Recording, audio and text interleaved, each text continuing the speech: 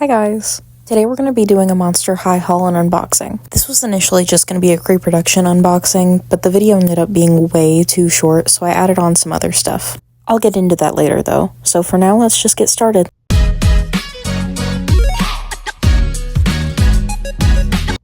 Like I said, this was originally only a pre-production unboxing, and the doll I chose was Spectra Vondergeist. This is a doll I've been really excited and nervous to open. I really love Spectra, but I've heard a lot of mixed reviews on this doll. I struggled way too hard to get this box open, and after all that struggling, I still managed to do this.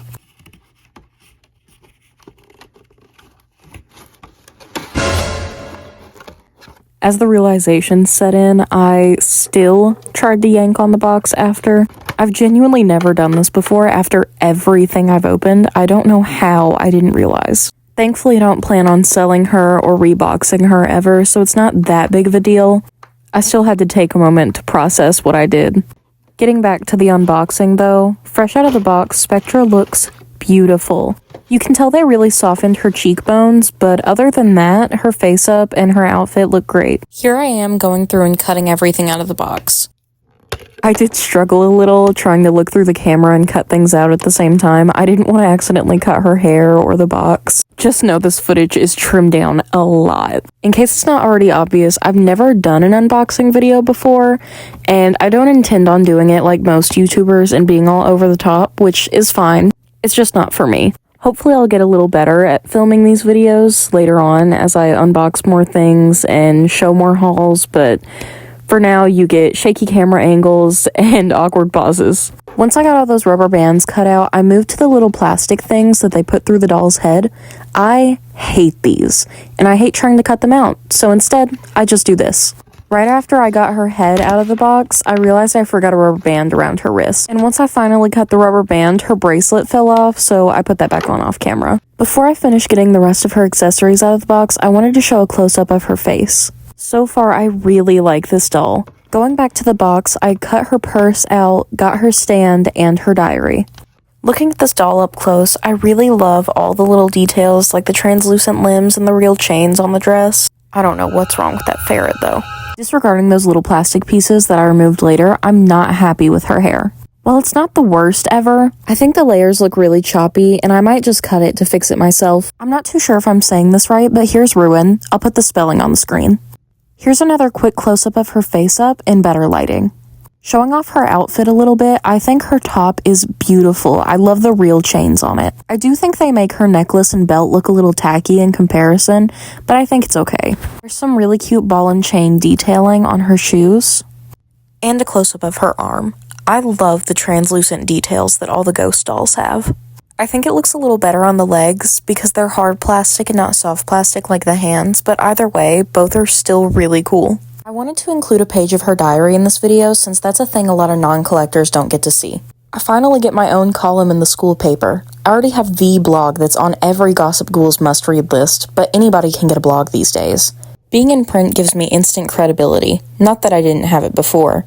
Anyway, the column is an anonymous advice/MH Insider feature called Oh My Oracle. Why anonymous? Well, if I used my real name, I would never get anything done in class because monsters would constantly be asking my advice. And if I'm pursuing a bigger story, I might need some monster to cover the column, and I wouldn't want my name associated with any bad advice that might be given out in my absence. My suggestion box is already full of questions from monsters that need a little help negotiating teen monster life. It's also overrun with spam. Apparently some monster thought it would be funny to sign me up for information on timeshare crypts. And no, I do not want a vacation in a lovely little mausoleum overlooking the Great Dismal Swamp. Delete. My first real question was this one. Dear OMO, I've been seeing this really cute troll for a while now, but he only wants to hang out under his bridge.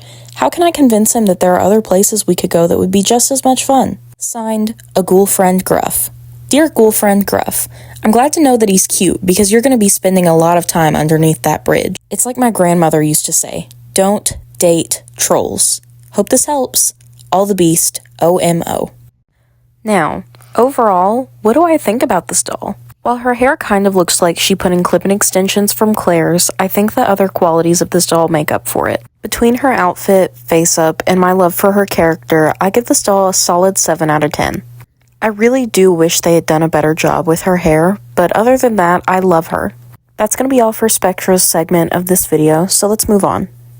For part 2 of this video, I have 2 things to show you. One of them I didn't know existed until a couple days ago, and the other I've been hunting for since I found out it was coming out. Before I do start this part of the video, I would like to reiterate that the Buried Secrets doll behind me is a budget doll. When you see the lack of articulation, please keep that in mind. I don't want to see any comments about it. But before we get to that, let's look at this CD. I had no clue this was a thing until like last week. Personally, I love the New York soundtrack, so as soon as I saw it, I knew I had to have it. I wish the camera did these sparkles justice. I think once I unwrapped it, the sparkles came across better to the camera, but I don't really know. I didn't expect the stuff on the inside to be just as cute as the outside, but it really was. There are more sparkles and pictures of the New York ghouls. I still cannot believe that New York was made 10 years ago. When I was little, I watched the Monster High movies over and over, but New York definitely had to be one of my favorites. I got the little booklet out of the front, and I'm just flipping through now. Most of it's lyrics, but there are some really cute screenshots from the movie in there. If you've seen this movie, you definitely don't need the lyric sheet, because I'm convinced that once you hear these songs once, they're burned into your brain forever. I didn't think I still knew them until I watched the movie again a couple days ago, and yeah, it's all there. The last page didn't have any lyrics, but it did have a photo of all the characters together with Caddy and Pharaoh really big in the front. The case came with a crack in it, but something usually happens to all my CD cases anyway, so it's not that big of a deal. Moving on from that, so we can get to the moment I've been waiting for, the new G3 Buried Secrets dolls. I only managed to get one of these, but I do have a trick to make sure you get what you want that I can show later on. Looking at the packaging up close, I think it's really, really cute, and I love the little panel with all 4 characters on the front. The back has a similar thing going on with all 4 characters featured in the line and then not much else. Getting right into the unboxing, I tore the plastic off the front. This was so much easier to open than regular Monster High dolls. I wish they made all the packaging like this. That being said, I still did struggle a little bit. This took a little longer than it should have, but you try unboxing something around a tripod.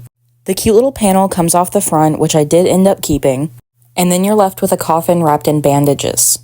Now, when this is still in the plastic and in the store and you're worried about not getting who you want, if you push on the top right here, you can see the color-coded images for each character. Blue for Frankie, pink for Draculaura, purple for Claudine, and brown for Cleo. I would have shown you while it was still in the plastic, but it doesn't show well on camera. As you go down unwrapping the cardboard bandages, it shows you different doodles indicating which character you got.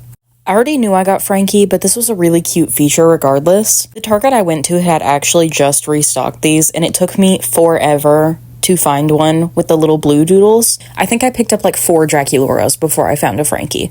I was so excited when I did though, because I love the look of this Frankie doll. I didn't intend on buying anything from this line until I saw them.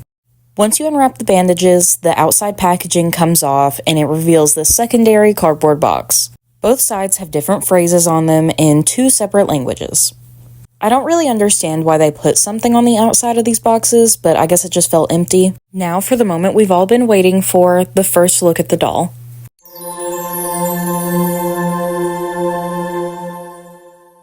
This doll is even cuter than they were in their stock photos. I love the face up, I love the outfit, I don't even mind the lack of articulation. It's so much simpler than most of the other dolls, but they're so cute.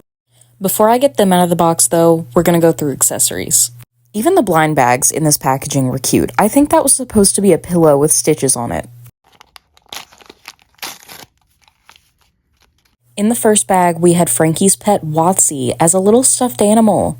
I thought this was beyond adorable. I love it so much. There was only paint on the front, but this is a budget line, so I think that's to be expected. Moving on to the second bag. I was trying not to look before I showed the camera, so I ended up pulling out a shoe and a face mask, but it works. The sleep mask is like glasses, so they snap onto the doll's face rather than trying to put it around the doll's head, which I really like. I turned the bag towards the camera because I thought the shoes and the sleep mask were the only thing left to get out. But they actually came with a comb and some hair clips too. For a budget line, this doll came with a lot more than I thought they were going to. I don't remember the old budget dolls ever coming with this much stuff. Here's an overview of all their accessories. I think my favorite still has to be the little stuffed animal Watsy. Here I am getting Frankie out of the box. It was around here that I started noticing how detailed this packaging really was. Usually I don't pay much attention to packaging, but theirs was just so pretty that I decided to show it on its own. Looking to this side of the box, you can see different Frankie dolls from various lines. The ones I recognize being Basic, Neon Frights, Monster Fest, and Creepover. I think the last one might be a reference to the styling head, but I'm not very sure. Turning the box around, you can see a family photo with Core Refresh Frankie and their parents. I thought this was so cute, I just couldn't get over it. I ended up keeping this box too. Moving past some school supplies and books, you can see there's more photos on the corner. A picture of Watsy, Cleo and Frankie together, and the Monster Fest poster. Moving back to the doll, I went through and did a full close-up on the body. I really love the outfit on this doll. I think Frankie wearing pink always looks adorable. I also really like the lace detailing on the bottom. Frankie's prosthetic leg lacks the doodles that are usually all over it, but other than that, the details are just like normal. I think I would have liked the shoes on this doll a bit better if they had been pink. I think Frankie always has an abundance of blue. Any flaw this doll had, the face-up made up for it. I love the side glance and the little band-aid on the nose. The only thing they're lacking is Frankie's eyebrow piercing. Overall, I give this doll a solid 8 out of 10. For a budget line, I think it's really high quality and cute. That's all I have for this video. Let me know if you want to see more unboxings like this in the future. But before I go, I just wanted to thank everyone for the attention and support my channel has been receiving lately. And if that keeps up, I have a big surprise coming for you all. Be sure to like and subscribe, and I'll see you guys next week. Bye!